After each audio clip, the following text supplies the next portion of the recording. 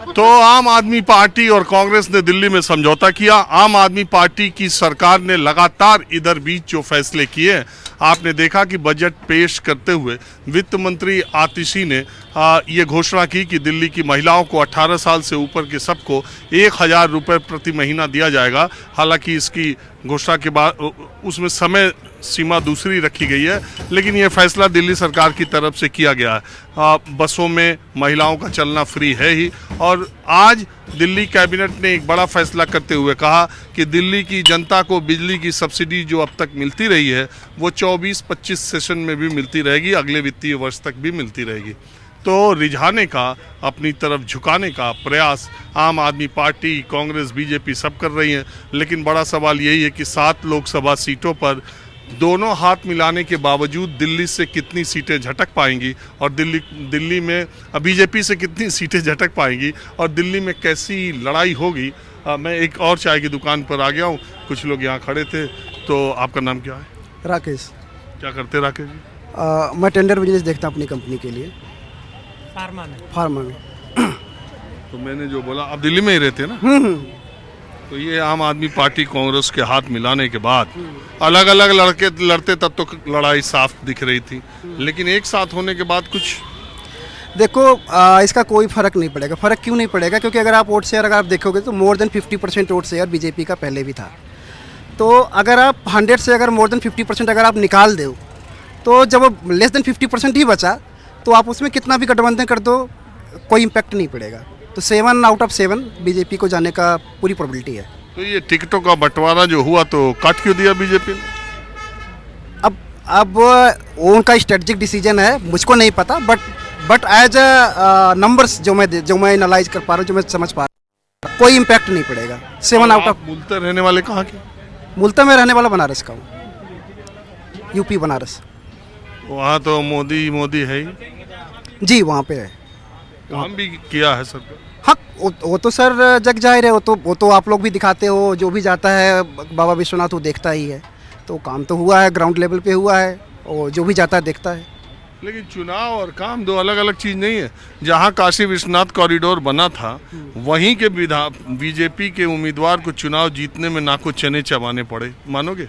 देखो सर, चुनाव हमेशा बहुत बार क्या होता है ना कि किस कैंडिडेट को आप खड़े कर रहे हो, और जो वोटर्स है, जो पर्टिकुलर वोटर्स उसको वोट करने वाली है, उसको लेकर के वो कितना पॉजिटिव या निगेटिव है, उसका भी इम्पैक्ट पड़ता है। ये हमेशा ऐसा नहीं होता है कि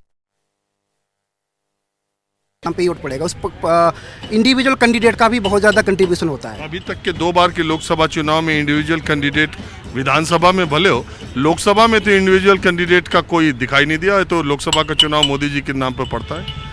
इस बार भी है या अब इस बार कैंडिडेट को भी लोग देखेंगे? इस बार अजय जो वहाँ पे खड़े हो रहे थे, अभी उनका कुछ सपा ने भी वहाँ से कैंडिडेट अभी डिक्लेयर किया है। अब उसमें क्या केमिस्ट्री भी बनेगी अभी तो नहीं, सुरेंद्र पटेल को सपा ने अपना कैंडिडेट घोषित तब किया था जब कांग्रेस के साथ समझौता नहीं हुआ था। समझौता हुआ तो वो कैंडिडेट वापस ले लिया। अजय राय उनके प्रदेश अध्यक्ष है। वो उन्हें अभी उनकी भी तो सीट अभी कंफर्म नहीं हुई है। पिछली बार लड़े थे और उसका कुछ रिजल्ट रहा नहीं।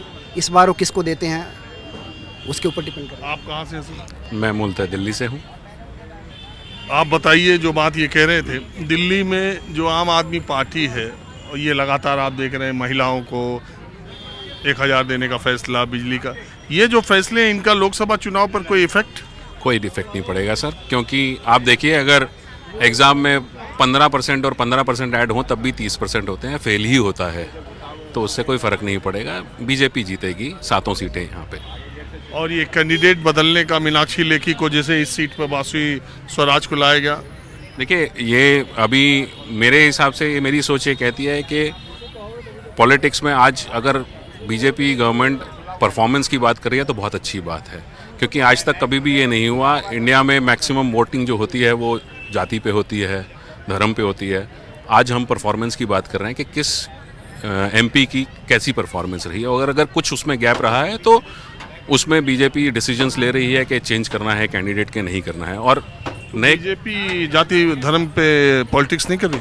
देखिए सर, वो चीज़ कहीं ख़त्म नहीं हो सकती है हिंदुस्तान में, लेकिन जहाँ तक पॉसिबल हो कल्चर को आप चेंज करना चाहेंगे तो एक रात में नहीं चेंज हो सकता है, धीरे धीरे अगर ये चेंज हो रहा है। लोग तो ये कहते हैं कि ये सबसे ज्यादा करती है सबसे ज़्यादा जाति की राजनीति।